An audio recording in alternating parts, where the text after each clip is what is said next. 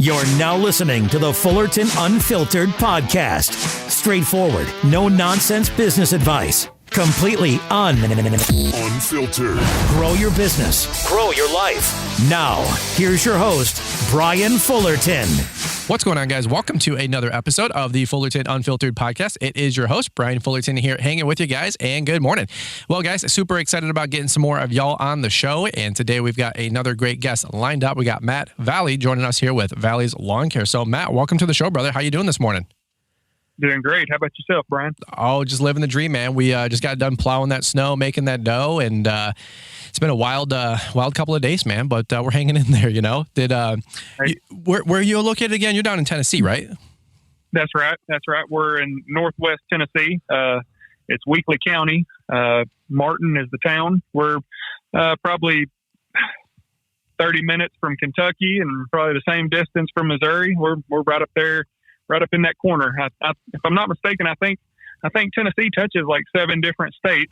So wow, so we're So we're right up there in that top corner. That's awesome. That's awesome. Corner. Well, maybe that's why you guys are blowing up, because I know Nashville, for example, has got. We were there for Together in the Trades, and they had I think it was like 400,000 people to like 400,000 to 2 million people or something like that in 4 years. Like, it's insane. Yeah, Nashville's crazy. I don't want none of that. How far are you from Nashville? Because I know it's a really wide state. So how far are you guys from there? 2-3 hours?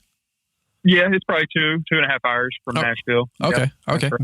Beautiful state, man. I love Tennessee. It's you guys get some heat though, man. You guys get some heat and humidity in the hills. There's Absolutely, yeah, and like you said, you know, with the over in West Tennessee, you know, we're more flat, and that's, you know, you get a lot more farming ground over here. Okay. You go all the way over to East Tennessee, and you know that's Smoky Mountains. So it's a very pretty state. You know, you get all kinds of different geography here. So. That's awesome. That's awesome. I went with some friends there, like Kentucky, Tennessee. It's like right on the border. There was an underground cavern thing. And we did this cavern thing, and then we took like some Hummer rides up in the mountains. Maybe it's the Smokies. And long story short, these 3 Hummers pull up to this pavilion. Like they're like the decommissioned, you know, military Hummers. And this like Ukrainian Russian dude jumps out. He's like, "My name is Victor. You will come with me. You will jump in Hummer. You will see, you know, mountain, and you will have fun." And I'm like, I guess we're going with Victor. And there you go. I swear to God, like it was the coolest thing ever. I'm like, I'm with the dude in the cargo pants. He looked like that military guy out of South Park, the one guy, Ned or Ted, whatever his name is. But it was wild, man. But not that that's reflective of all Tennessee and Kentucky, but that sounds so bad saying it out loud. But that's too funny right there. But so you guys are more on the west side of the state, so it's more farmland over there? I didn't know that. I thought it was all hills and stuff like that. Yeah, no, we've got it. You know, it starts to flatten out a little bit over here, and we're more of a farming region over in this area. That's cool. That's cool. So, yeah. Well, let's hop into it, man. You and I have been DMing back and forth on Instagram quite a bit, and I threw an invitation out there, and I said, "Hey, if you want to get on the show in a couple of weeks, circle back and let's do it." And you followed up, which I appreciate. And yeah, go ahead. I appreciate you having me on, man. I really do. I'm glad I can share a little bit of my story, and I really appreciate all you do for us. I know that you say, "Hey, you're just another guy like us," but you know, you really do a lot to help push us out there. So thanks, man. I appreciate that. Well, you guys keep me going, man. It's a beautiful thing, you know.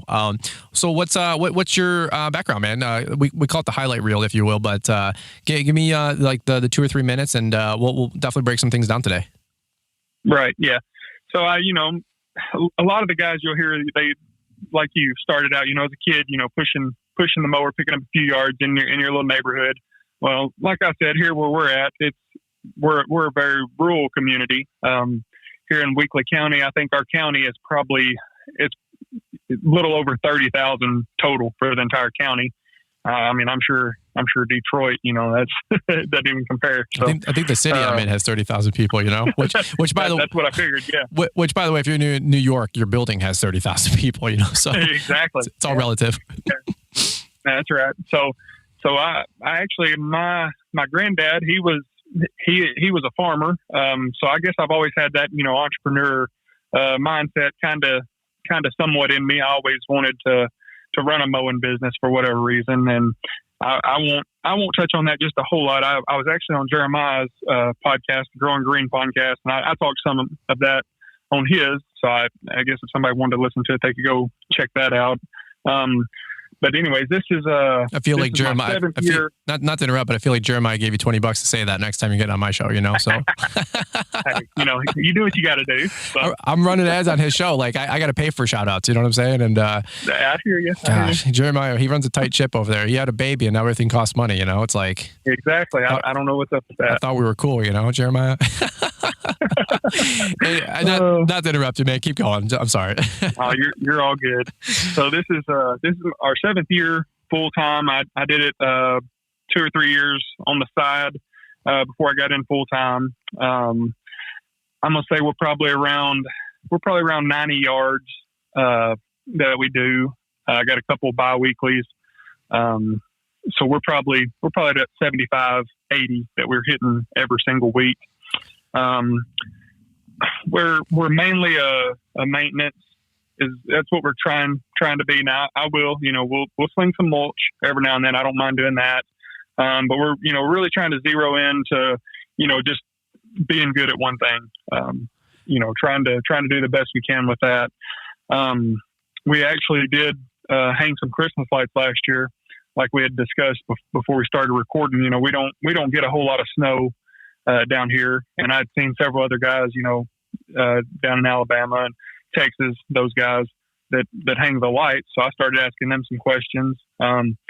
Jeremiah, he definitely helped me out. I asked him a few things, and then Rory Kendall with Patriot. Yeah. And so I questioned them, and tried to see if that was something that could help our business grow. And I ordered some for our house when we hung the lights, and I was like, well, I can handle this. So we ended up doing 5 other houses on the Christmas lights, and it went really good. And I think that's got some great potential. I feel like I would agree, man. I've seen the Christmas light stuff pop up a lot, in the last couple of years, and it's a great alternative, man, for everybody that's like, hey, I don't have anything to do from Tennessee down. You guys, you leave cleanups end up in December and January. It's a great way to just add some great revenue in November and December, and then from what I understand, you guys take them down in January, right? Absolutely. That's right. Yeah. That's awesome.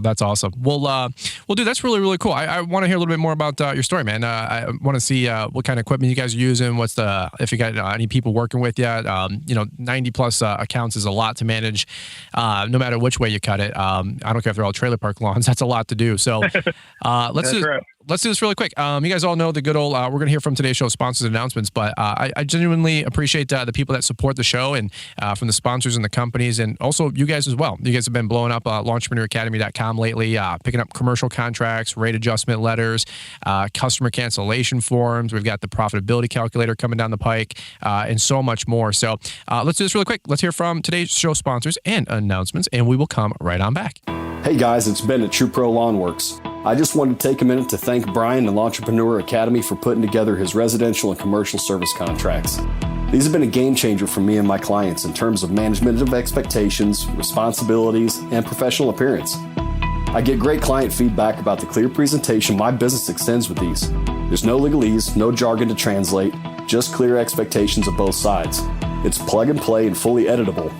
If you're concerned about potential liability or unclear duties, or just want to stand out as a professional, then check out Brian's plug and play documents at LawnpreneurAcademy.com. All right, Matt. So let's jump back into it, man. I want to kick it back over to you.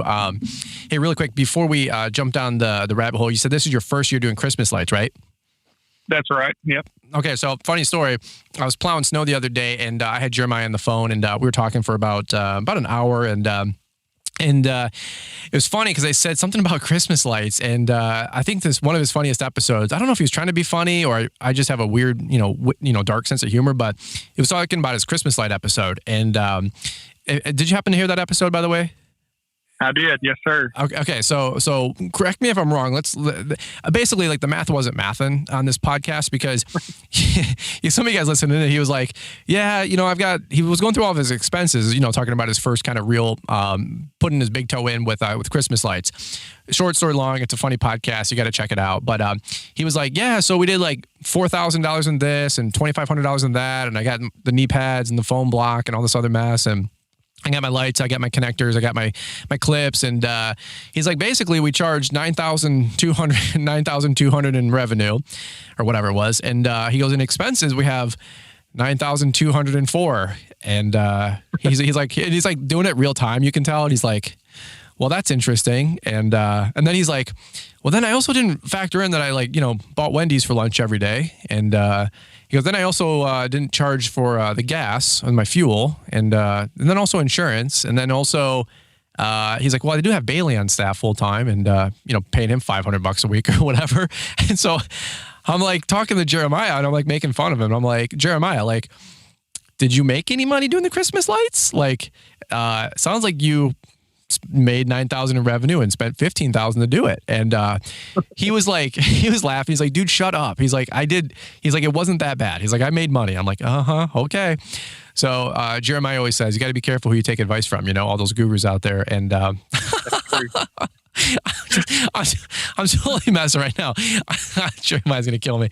But I was laughing so hard. But, good for him, of course. He's figuring it out, learning, trying something new. But did you price yours the same way, or did you intend to make a profit? You know what I'm saying? Right. So I don't know why I don't have any friends. So me, I didn't buy all the safety stuff. So I hope you don't have anybody listening that might get me for that. That's how you become profitable. You don't need the safety stuff. Exactly. But I definitely plan on doing that next year. No, most of my stuff, I didn't really get on anything that was too steep. I could reach everything. I could reach most of the gutter lines from my ladder. So I do plan, like I said, I plan on growing that. And I know that next year, I'll definitely need the pitch hoppers and the goat assist and all that stuff that Jeremiah's already bought. And that, that will definitely be, something that's going to cost quite a bit of money. I didn't do that this first year like he did. But I will be looking into that. Well, make sure to use his affiliate link or his code if he has one, That's right. It might be his only shot at making profit with his Christmas light business. So help him out any way we can. he's just buying it at a loss at this point. He's trying to be an influencer. I'm kidding. I just texted him, by the way. I said, I gave you a solid shout out. We're bros. That's what I do here. We'll get to the Christmas light thing here in a minute. Let's go back to the beginning though, man, because all the time I interrupt my guests, and I'm trying to get better at shutting up in 2023. So somebody just yelled amen in their truck. They didn't know that I can hear them. So go. That's right. So take it back to the beginning, man. How did you get into the industry? How many years? You might have said it, but how many years have you been in business? And then I know you had 90 plus accounts, but what's your startup story this last couple of years? Yeah. So like I said, I'm in my 7th year full time, and I did it for a couple of years on the side before then. Okay. For whatever reason, I enjoyed mowing as a kid. I'd get out and mow our yard, and I always wanted to have my own mowing business. So we, like I said, I touched on a lot of this on Jeremiah's podcast. Shout out to him again. Give him all the glory. Yada yada. That's right. So, but we had a company here local that was working to sell out. Me and my brother had tried purchasing that a couple different times, and it didn't go through. So finally, I just decided I was going to, buy my own mower and trailer and start working on getting a few clients myself. Okay. So the person that they had actually sold their business to wasn't doing a good job. The previous owners reached out to me and said, "Hey, we've got a couple old clients, that are complaining. They're looking for somebody new. Would you be interested?" And so I added a few clients that way, and then that continued to grow over the next couple of years. Kind of in that same way, they would have old clients looking for somebody different. Gotcha. And then the lady, she actually became a realtor, so that helped out. She would give out our names to people that were looking to sell or buy. And So that's how we grew. And then it just came, word of mouth. You start seeing, you see folks around cutting grass, and you're going to call and stuff like that. So that's how we grew. I've got one guy that's full time that helps me. Okay. And he's great. I wish I had as many of him as I could get, and then I feel like I'd be unstoppable. I feel like he's my Rob, Yeah. So yeah. He does a really good job, and he's a young kid. So I feel like we've got sky's the limit with him. I feel like. Dude, that's awesome. So, how old are you, by the way?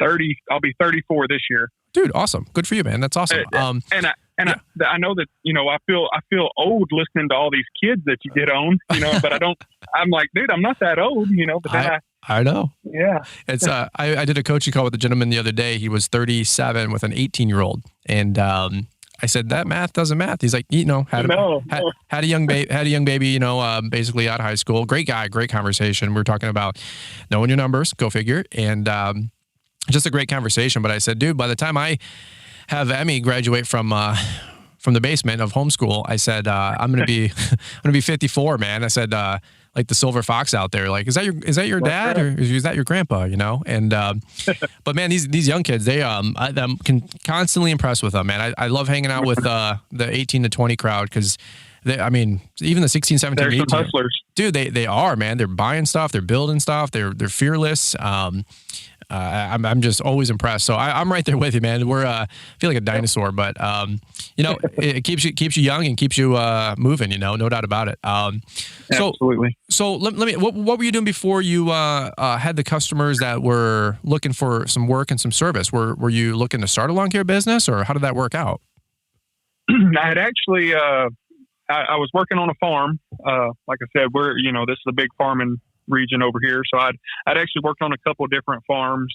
And that I guess I've just got that entrepreneur mindset, and I couldn't stand working for people. I wanted to be, over myself. I didn't want somebody else over me. Sure. Which is kind of ironic, I guess, being in the lawn maintenance. That's every one of your customers or your boss, I guess. So, I feel you. Yep. But anyways, so yeah, I decided I was just going to give it a go. And everything's worked out like it's supposed to. I mean, we've really been blessed. That's awesome. What was your first couple years looking like? Like, what did you invest in, like truck, trailer, equipment wise? Like, did you, cause you said you cut some grass before, but, right. Were you like, oh, I'm going to go get 2 V rides? Like you already knew the lay of the land, or were you just, learning and making stuff up, or how did it go? Yeah, I was just, it was just kind of learning as I went. My wife, one of her uncles, was a salesman at Tennessee Tractor, which they're a John Deere dealer. So I actually bought me a Deere, was my first mower that I got. It was a used one, 60 inch. I got me just a steel weed eater from there, and we're using a little handheld blower. And I just put my nose to the ground and went to work, and I just tried to make it look the best I could, and people liked what they saw. And like I said, it was a word of mouth thing going on from there, so, and I continued to pick up more clients. And then of course, as the years go by, you dial in your numbers a little better and everything. And we graduated from that used mower, and I got my first new mower, and it had warranty on it. So that was nice. If anything happened, it was covered. And now we're up to 2 60-inch John Deeres that I'm running. So that's where we're at now. And I know that Jeremiah's I keep bringing Jeremiah up, but hey, he's me and him, we both run Deeres. We both hang Christmas lights. We gotta stick together. So, well, he loves deer, but I asked him, I'm like, hey man, how's your 930 or 940M or whatever it is? And I said, that's got the mod deck. And he's like, man, that thing's trash. And I'm like, so what's left on the John Deere? I'm like, it's just a Kawasaki V-twin or whatever, and 60-inch deck with the cast iron 7 or whatever, stamp deck. And he's like, whatever, Fullerton. So I don't know why. He's a glutton for pain. He keeps taking my call, but it's funny. Yeah, what John Deeres do you guys have? Is it the 930s and 940Ms? Is that which one do you guys have? Or we actually run the 960s. I think they've got a 31 Kawasaki on them. Oh wow. Okay. Cool. Yeah, they're pretty nice. They do what we need them to do. So yeah, I've been running around this morning. I don't know if I'm wanting to make a swap or not, but I've been looking at some Wrights and some X marks. So I know that them X marks, that's right up your alley. So I'm telling you, the Laser Z is a Cadillac, man. It's the best mower I feel on the market. That being said, I love the Turf Tiger 2. I love the V-Ride 2, Wright ZKs. They all make great mowers. I will tell anybody that have you looked at the stand-on, the Vertex by chance? They didn't have one in stock, so I haven't seen one in person. I did look at it in the book, no, they didn't have any in person there. It's a solid mower if you're looking for a stand-on option. I think the Wright ZK is great. The V-Ride 2 is solid. I think the Vertex knocked it out of the park, or X-Mark knocked it out of the park with the Vertex.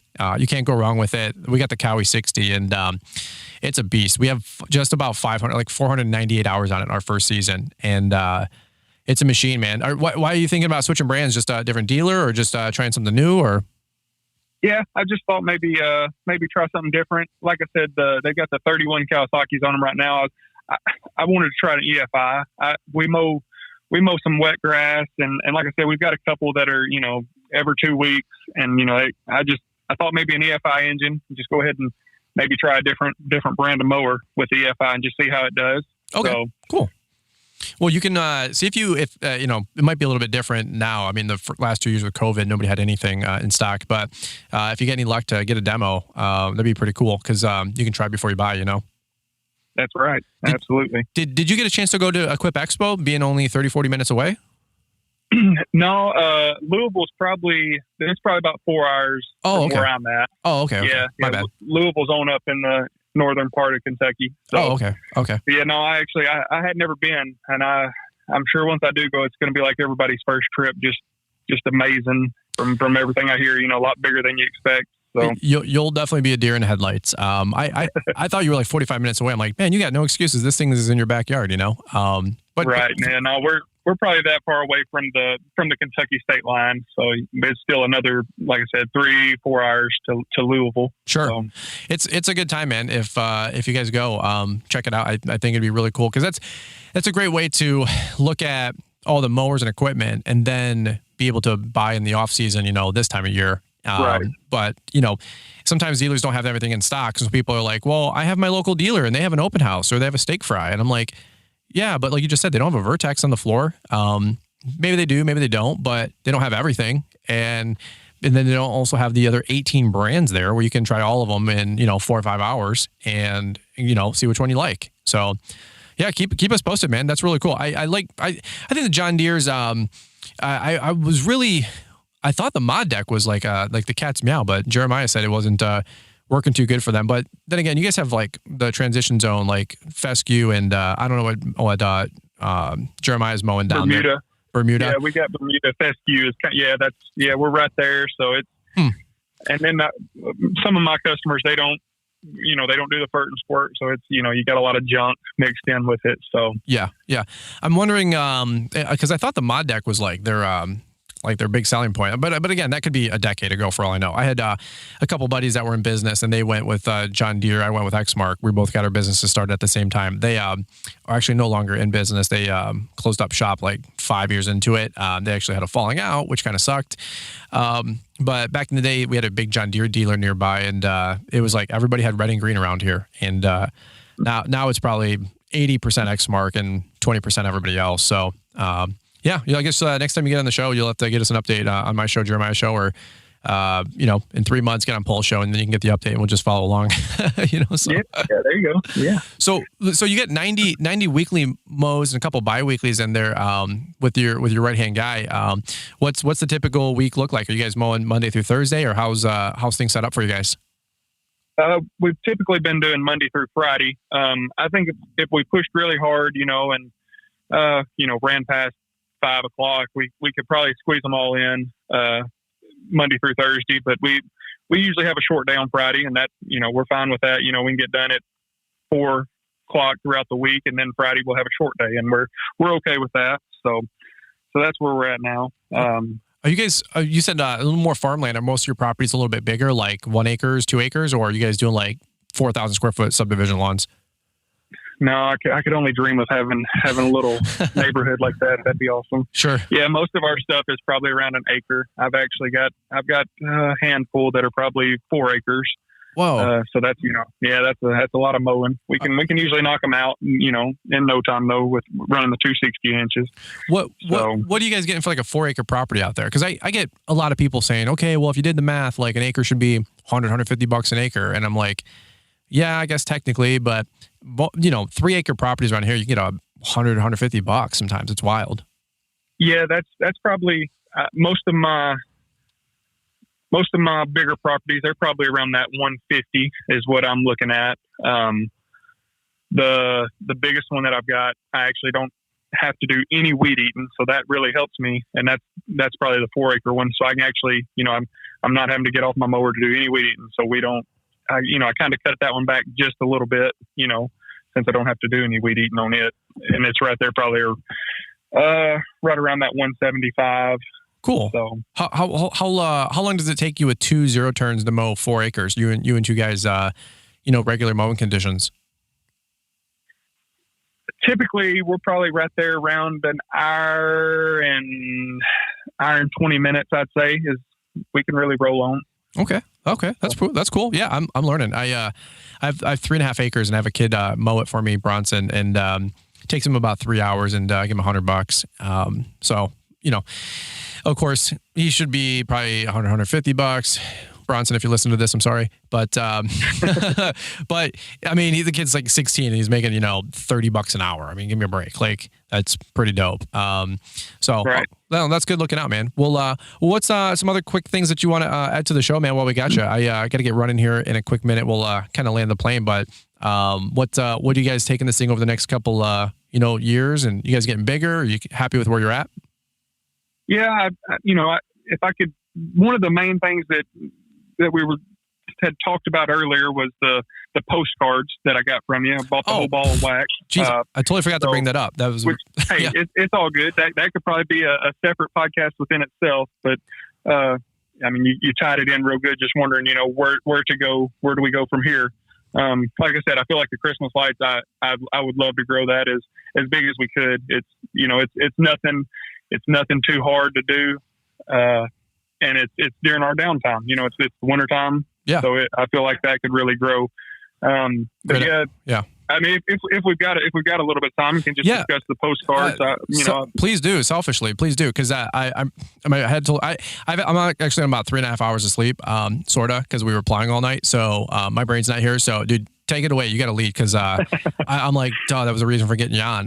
Not just that. Good. No. Not just the postcards, obviously, but you're like, hey, I also use Postcard Mania. I'm like, oh my God, pray tell. There's so many of you guys listening in are linking up with Postcard Mania. For real. There's no pitch here other than if you need postcards, you need them printed and shipped.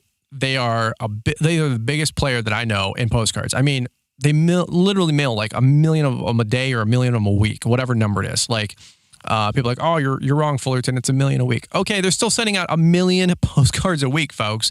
So we have our postcard designs. You can buy at launchpreneuracademy.com. They're $75. It's the art file. You take it to Postcard Mania. They can customize it for you for free. Slap your photos on there, customize a little bit, but you have a really solid working template. And then also, if you want to create a mailing campaign, they can get that locked in for you guys and get those postcards getting shipped out February, in March when the season breaks. So, Matt, you got a good experience with them, or what's the scoop? Oh, absolutely. So I think it was last year about this time, I believe we had a coaching call from where I had purchased the whole ball of wax. And so I took advantage of the coaching call to ask you more about the postcards and kind of fill me in on that a little bit. So like I said, we're more rural over here. We don't have as near as many people in our county. So I really want to try and get our route as dense as possible, which is not going to be as easy as it is in a bigger city, but still I'm trying to do the best I can with that. So after we had our coaching call last year and discussed all that, I got a call from I had a mental health company that I was taking care of, and I had actually worked my way up to like 10 of their properties. and they were calling to tell me that they were having to make budget cuts, and I was one of the first things that they had to let go of. Oh no! So yeah, so I want to think I was probably bringing in around 30,000 just with them. So that was probably around a third, 25% to 30%, I guess, of my income. Sure. And so, it was a huge hit at the time. I was distraught. But I was thinking, well, hopefully these postcards will do what they're supposed to do, and maybe I can bring in more customers that way. And, so like I said, I can't remember exactly when it was that they went out. Maybe it was the 1st of March, something like that. And this was probably around the 1st of November when I got that call. So I actually started getting a few calls. And I know that it was from the postcards. I can't remember exactly. I did the EDDM. Yeah. And it's like 1,000 or 2, I think. Okay. Homes that you got to send them to or something like that. So anyways, I need to be a lot better on my numbers. If Paul Jameson hears this, this ain't going to be good. But he'll get you. He'll get you. That's right. He needs to help Jeremiah with his Christmas light numbers, but. Oh me. So, like I said, it was about it was close to 30,000 that I was losing just from that mental health company. Mm-hmm. But then after sending out postcards, after we had a business here that sold out, not all the customers went with the new owner, and I got a few calls from those customers as well. And now here at the end of the year, since I've figured on my numbers, we're probably up 45 to 50,000, even though we still lost that 30. So wow. I mean, it was truly a blessing. Well, that means you're up like also, 60, 70 grand. Like, the total would have been, so I guess we're actually only up 30 plus 15, 25. Yeah, something like that. So, okay. So yeah. That's huge though, dude. That's huge. $50,000 in revenue. Like that's a 30 to 20. What is that? 20, 30%, growth in your company still. Right. Yeah. Yeah. And like I said, we had 10 of their properties. Well, I think there was 5 or 6 of them that were actually here in the county. And then the others were spread out over other counties. So I was having to drive, like 40 minutes one way to a couple of the different properties. And when I lost them, that saved me some fuel because everything new that we picked up was actually here in the town that we live in. Nice. So like I said, I mean, it was truly a blessing that I didn't realize it at the time. I mean, like you said, I chalk that up as a win. I mean, it's definitely been good for us, and we didn't realize it at the time is the only thing. It's a blessing in disguise, you know what I mean? Absolutely. And that happens. I'll tell you guys, like you lose an anchor account, 10 grand, 20 grand, 30 grand, 100 grand, 7 figures. I was talking to Troy, he lost a 7-figure account, and I was like, what? It's just, it happens at every level. It's okay. It happens, it's just business. People come, people go. But that's really cool that you were able to not only recover from that and then grow from that. You know, like you said, you got 2 options, like roll over and wet on yourself, or go out there and make it happen. Exactly. What was? Go ahead. I was just going to say. I mean, I feel like the postcards played a big role in that as well. I mean, it definitely helped us grow. I didn't know how they had worked in a rural area like we're in. You hear of y'all doing really good with them up there in the big neighborhoods. But yeah. Like I said, I mean, the way we grew, I mean, I definitely think that it helped us out. Dude, that's awesome. So, what was your experience with Postcard Mania? And again, like, I'm not here to sell you guys on it. I'm just here to give you guys the tools to grow. And frankly, I mean, they're the fantastic people that I've gotten to work with. So what was the whole process? You take the postcard to them. Did you pick your campaign? Good, bad, ugly? Give me like a 30-second. Oh no. It was like you say, I mean, they were super easy to work with. They made it super easy on my end.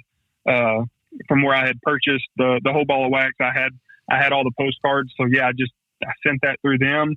Sent them a few pictures that I wanted to add of mine on there. Nice. I told them, the information to put on there, and next thing I know, they were sending them out, and I get mine in the mail. I wanted to receive one as well, just to see how they look, and I mean, I couldn't have been any more pleased. It was super easy. Dude, that's awesome.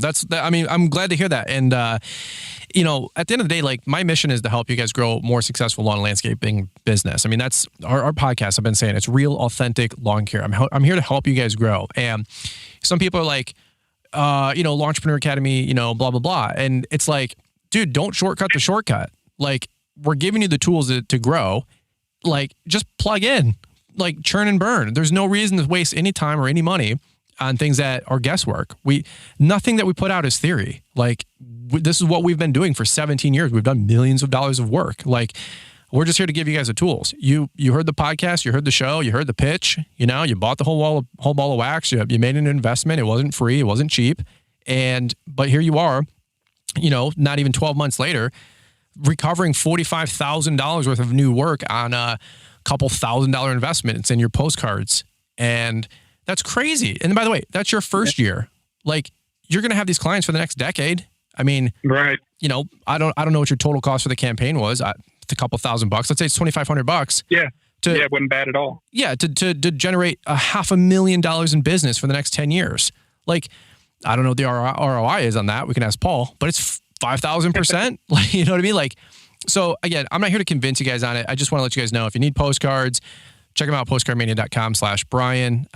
If you guys need yard signs, UZ Marketing, we got a link in our link tree and on Instagram.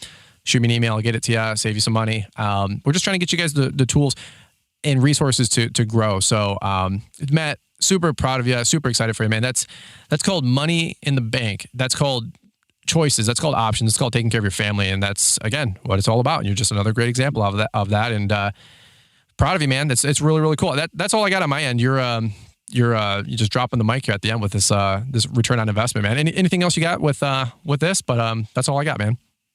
Hey, I really appreciate you having me on, Brian, and thank you for everything you do to help us guys out. Yeah. Hey, let me do this really quick. If this is a total off the cuff, shooting from the hip here. Going to put you, Johnny, on the spot. If you were to run into your previous 18-year-old self, what's the best piece of advice you'd give yourself? Well, at the time I didn't think that I could just start up a business myself. So I'd definitely tell myself to, hey, just take more risk, go for it. Take the risk and go for it. I like it. That's right. That's solid right there, man. That's awesome. We'll mic drop twice on this one, So, all right, man. We'll button it up. Where can people find you if they want to catch up with you? Facebook, Instagram, any of that stuff, and we'll land the plane. Yeah, I'm Valle's Lawn Care. That's Instagram, Facebook. That's where I'm at. So Valle's VALLES, right? VALLEES. EES. That's right. So check it out on Instagram and give Matt a follow. And, if you guys enjoyed the show, check out Postcard Mania, check out anything that we talked about, and appreciate you guys listening in. Matt, thanks so much for taking time to be on the show, man. Yeah, thank you. We really appreciate it, Brian. You bet, brother. All right, guys. Well, thanks for listening to this episode of the Fullerton Unfiltered podcast, guys. Just another podcast here talking about lawns, lessons, life, helping you guys, giving the sauce. And like I said earlier, man, it's about real, authentic lawn care here in 2023. We're here to just help you guys grow, whatever you guys need, whatever you guys want, whatever I can do to help you guys grow.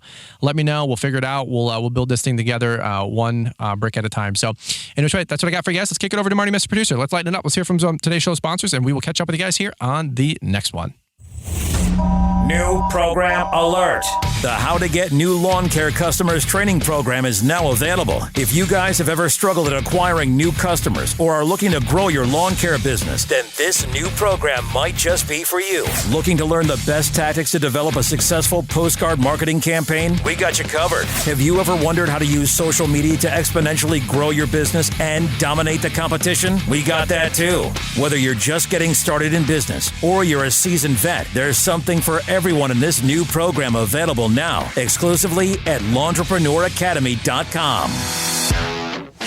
Thanks for taking the time to listen to the Fullerton Unfiltered podcast with Brian Fullerton. We hope you enjoyed this production. If so, please consider leaving us a 5-star review for the show. While the techniques and ideas presented here are designed to help you grow a more successful and profitable business, no one can guarantee these results for you. We want to emphasize that entrepreneurship is not easy, and the ideas presented here are just the opinions of Brian Fullerton and his respective guests. No one can guarantee success for you.